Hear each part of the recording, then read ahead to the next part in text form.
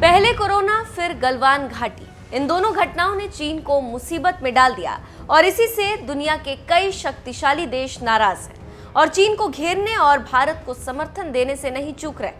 इसके साथ ही साथ भारत भी चीन को सबक सिखाने के लिए पूरी तरह से तैयार है और इसके साथ ही दोनों देश एक दूसरे को पटखनी देने में जुटे हुए हैं। भारत चीन दोनों देश सीमा पर तनाव कम करने की कोशिश तो कर रहे हैं, इसके साथ ही भारत चीन की हर चाल का कूटनीतिक स्तर पर जबरदस्त जवाब देने में जुटा हुआ है।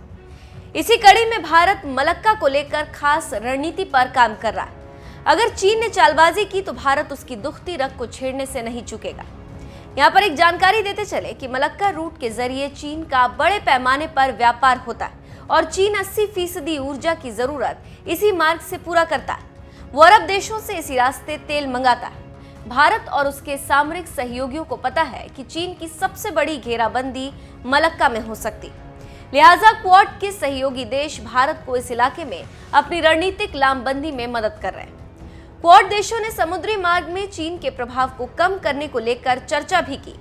भारत के साथ मुखर तरीके से अमेरिका, जापान और ऑस्ट्रेलिया पहले नरम था, लेकिन अब वो पूरी आक्रामक रणनीति के साथ चीन के खिलाफ मोर्चेबंदी में शामिल है। इजरायल जरूरत पड़ने पर भारत को लॉजिस्टिक मदद कर सकता है।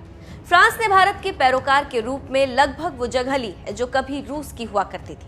दक्षिण चीन सागर में चीन की दादागिरी से परेशान आसियान देश भी धीरे धीरे भारत के पक्ष में खड़े हो रहे हैं। पिछले दिनों आसियान ने चीन के खिलाफ काफी सख्त बयान दिया था। ब्रिटेन भी पिछले दिनों भारत के साथ आया। तो आप समझ सकते हैं कि कैसे दुनिया के देश भारत का समर्थन कर रहे हैं और इसी समर्थन से भारत चीन को हरा सकता है और इस पर भारत काम भी कर रहा है।